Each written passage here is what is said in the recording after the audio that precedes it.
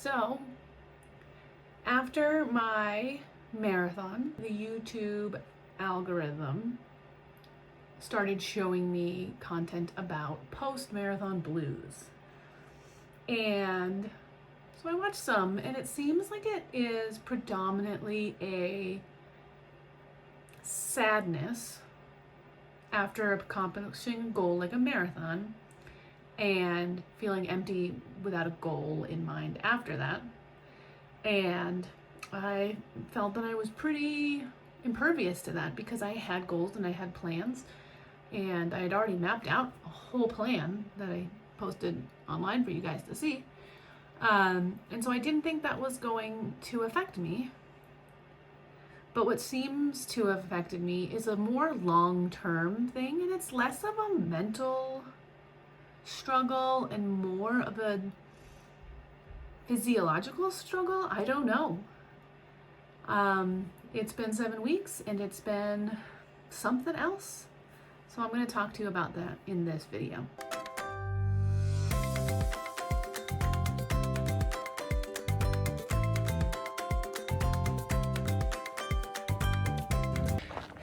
So it's been 7 weeks today since my marathon, and I have been really struggling.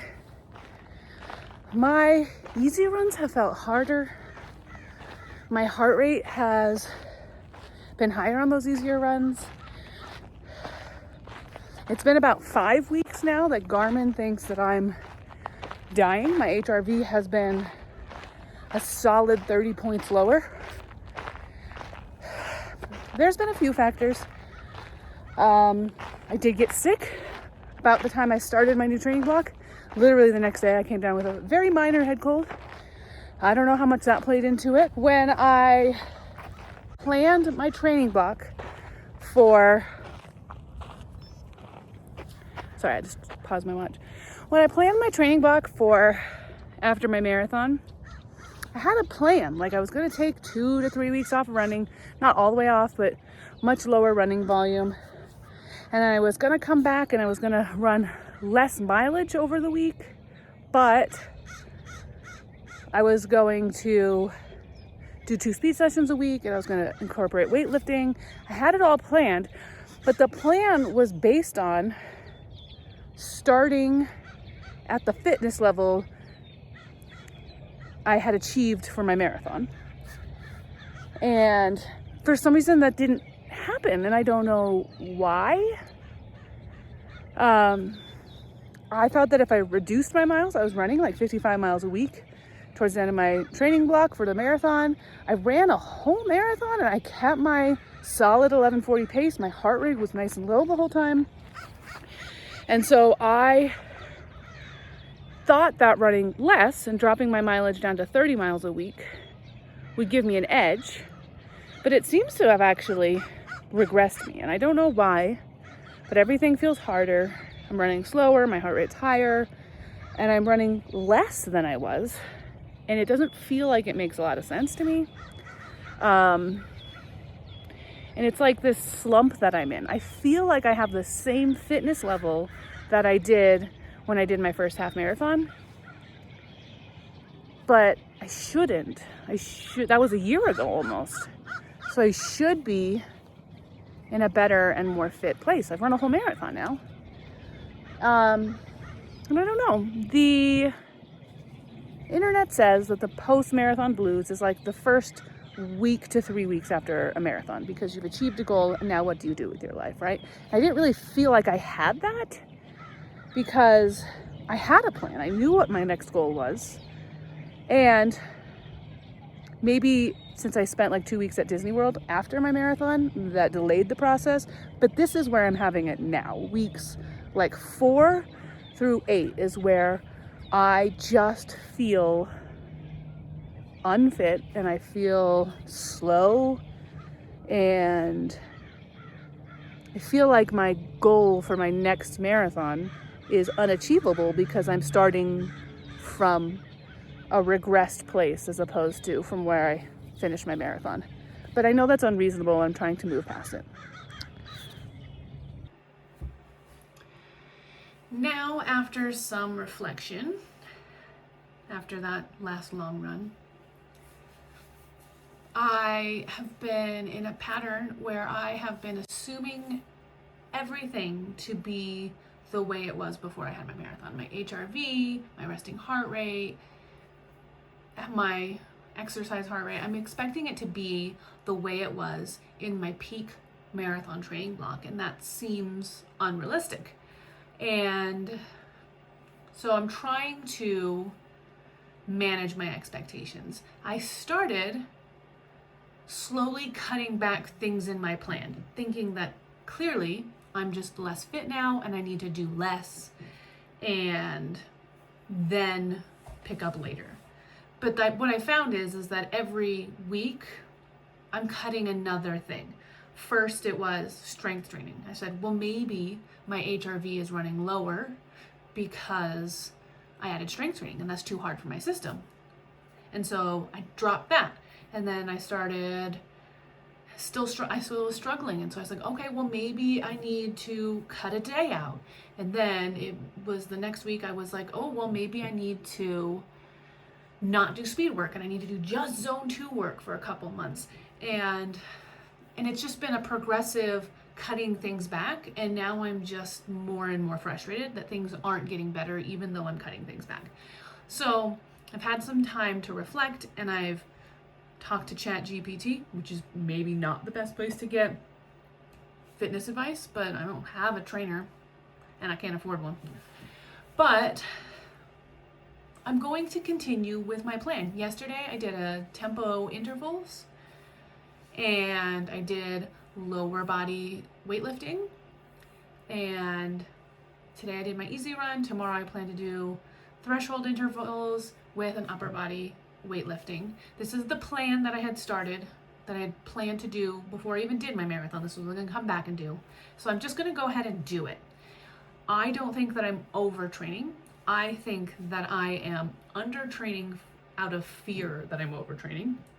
But realistically, I'm not overtraining. I was running 55 miles a week and I was doing 22-mile long runs. So if I'm only running 30 miles a week, I'm not overtraining. And so I'm going to carry on with the plan, and I'm going to accept that my data isn't going to match, because when I was running 55 miles a week, I was only running 55 miles a week, and they were all mostly zone 2 and easy.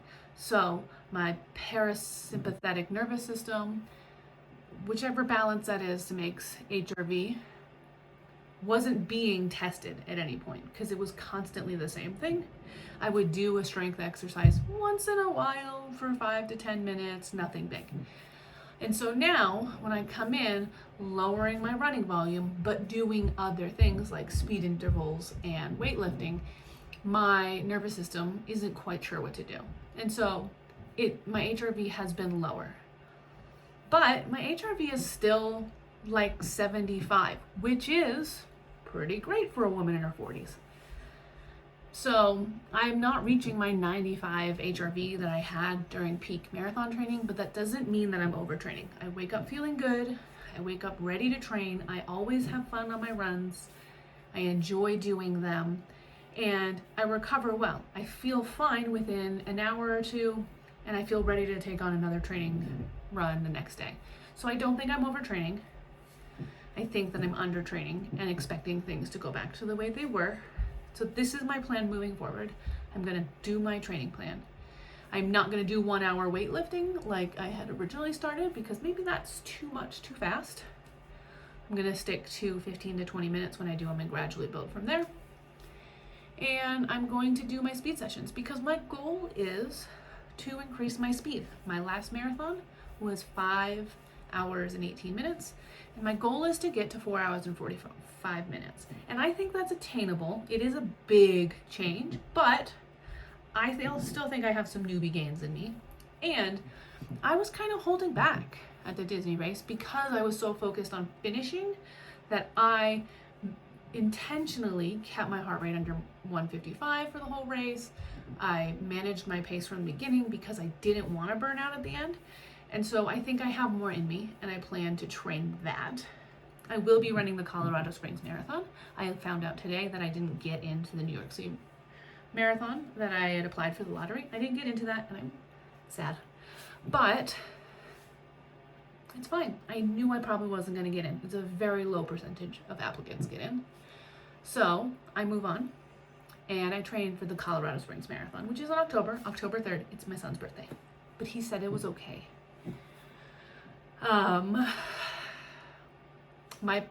The positives for being in the Colorado Springs Marathon is that it is a local course. I did the half marathon last year, so I run half of it. The turnaround point is just sooner for the half marathon, but it still takes the same progression uphill and then downhill for the marathon.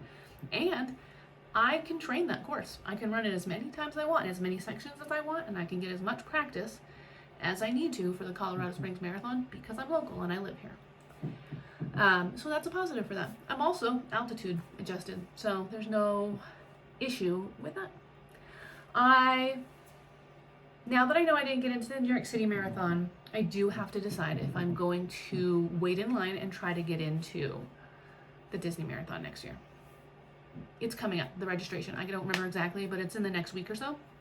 So I have to decide if I want to do that. And it's hard to decide what I want to do in 10 months. But we won't have annual passes for Disney anymore. We can't do that after this. Our passes expire in June. We can't afford to keep doing it. So I don't know if it'll be as fun to do the Disney Marathon when we won't be able to do park days afterwards.